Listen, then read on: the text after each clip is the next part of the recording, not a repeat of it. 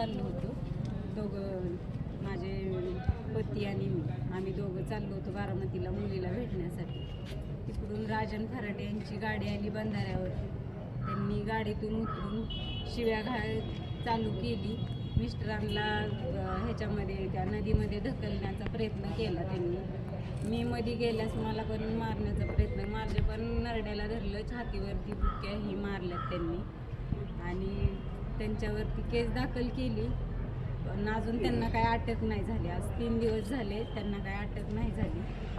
त्यांनी मला धमकी दिली म्हणजे, आणि करतील पण ते तसेच. आमची एकतर वस्तीवरती घर आहे, आमचं एकटंच घर आहे आणि माझ्या मुली बाहेर शिकायत, माझ्या मुलं आहेत, त्यांच्यापासून आम्हाला धोका आहे.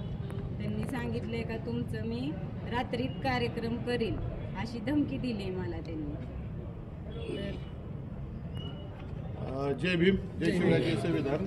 आज आपण बघितलेलं आहे की जर फलटण तालुक्यामध्ये अशा पद्धतीनं अन्याय अत्याचार बौद्ध समाजाच्या महिलांवर भावांवरती होत असतील तर ही निंदनीय गोष्ट आहे. साहेब, एवढ्या ज्या महिला आपण बघत आहात की एवढ्या मोठ्या संख्येनं या कुटुंबाच्या मदतीसाठी आलेल्या आहेत. सर्व ज्येष्ठ आहेत, त्याचबरोबर आमच्या पॅन्थरचे ज्येष्ठ आहेत, हरीश आप्पाजी काकडे आहेत, वकील साहेब आहेत. सर्वच जण आम्ही या ठिकाणी गेल्या 3 दिवसापासून पीडितेच्या पाठीमागे ठामपणे उभा आहे. पोलीस प्रशासनाने गुन्हा दाखल करून घेतलेला आहे. त्याची सेक्शन 3(1)R, 3(1)S, 3(2) VA, 115(2), 351(2), 352, 324(4) याप्रमाणे गुन्हे दाखल केलेले आहेत. त्याच्यामध्ये ॲट्रॉसिटीचा कलम लागलेला आहे. परंतु जो पुढचा गडगंज आरोपी आहे त्या आरोपीवरती गुन्हा दाखल होऊन सुद्धा आज 48 तास झाले तरी त्या आरोपीला अटक नाही. आमचे आसू पवारवाडीमध्ये जे रहिवासी आहेत, ज्या ठिकाणी आपण बघत आहात, तर त्या मुलांवर सुद्धा बोगस गुन्हे दाखल करण्याचं षडयंत्र या ठिकाणी चाललेलं आहे. तर आमच्याकडून अशा कुठल्याही प्रकारच्या कुठल्या चुका होणार नाही. परंतु आमच्याच आया बहिणीला मारून जर आमच्या बोगस गुन्हे दाखल करण्याचा प्रयत्न केला तर ते आम्ही खपून घेणार नाही. ही घटना निंदनीय आहे आणि ही घटना देशभर, महाराष्ट्रभर ही घटना भयंकर पद्धतीनं याचा प्रतिसाद उमटणार आहे. त्यामुळं माझी प्रशासनाला एक नम्रतेची विनंती आहे की आपण ही आरोपीला तात्काळ अटक करावी. म्हणून पोलीस प्रशासनाला एक पत्रव्यवहार करावा आणि माझ्या या भगिनीला या ठिकाणी न्याय द्यावा. आम्ही सदर ही घटना न्यायप्रविष्ट झालेली आहे, परंतु आरोपी अजूनही अटक नाही त्याच्यामध्ये.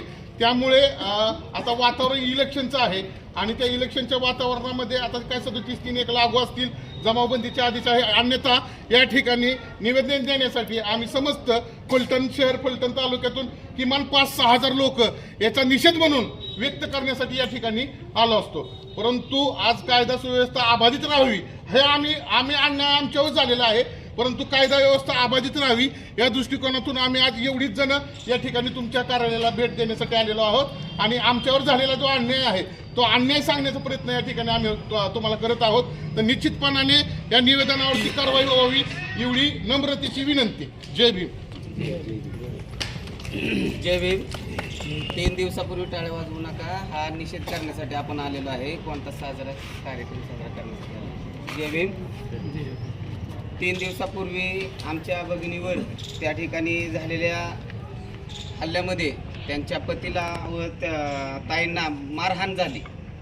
या मारहाणीमध्ये एक पैशाचा माजूरपणा, जमिनीचा माजूरपणा याच्या जोरावर एका व्यक्तीने, कोणती राजन खराटे या व्यक्तीने हल्ला केलेला आहे. आणि त्या हल्ल्याचा निषेधार्थ सनी काकडे, आम्ही महादेव गायकवाड, विजय येवले साहेब यांच्या मार्गदर्शनाखाली आम्ही या ठिकाणी त्यांच्याबरोबर ठाम आहे. आसूमध्ये जी घटना घडलेली आहे त्यातला आरोपी अजून तात्काळ अटक नाही आणि ह्याच्यात काय थोडेसे कलम बाकी आहे, ते कलम अजून ह्याच्यात ॲड करणं गरजेचं आहे. 3(1) Y म्हणून आहे, तर तो ह्याच्यात ॲड करावा. आणि जर आमच्या ताईंना जर मनात अशी भीती वाटत असेल, या महिला सगळ्या भीतीमुळेच या ठिकाणी आलेल्या आहेत की तो व्यक्ती काही ना काहीतरी करण्याची दाट शक्यता आहे. आम्ही त्याला एक निवेदन असं या पद्धतीनं तर दिलेलंच आहे. पण आमची एक मागणी आहे, जर आमच्या बायांना किंवा ह्या आसूतल्या बारक्या पोराच्या या तरुण मुलांच्या केसाला जरी धक्का लागला तर आम्ही त्या इथला अख्खं मंगळवारपेठ फलटण त्या आसूमध्ये येऊन आम्ही तिथं ठाण मांडू. जर गांभीर्याने दखल घेतली नाही, त्या आरोपीला तात्काळ आज 3 दिवस झालं तात्काळ त्यांना अटक केली नाही, तर आम्ही आसू बंद करणार.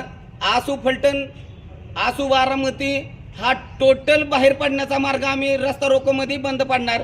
आचारसंहिता असला तरी आम्ही आमच्यावर कारवाई झाली तरी चालेल, पण आमच्या माणसांना सुरक्षित ठेवणं आमचं काम आहे. आज तालुक्यातली माणसं आमच्याकडे बघून सुरक्षित आहेत.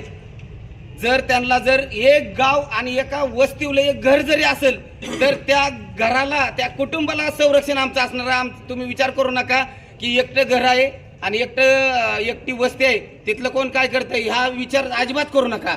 एक गावातलं एका वस्तीला एक घर जरी असेल तरी त्याला आम्ही इथनं फलटणमध्ये हजारोंचा मॉप आम्ही त्या आसूमध्ये असेल किंवा जिथं घटना घडली आहे त्या ठिकाणी आम्ही येणार आहे.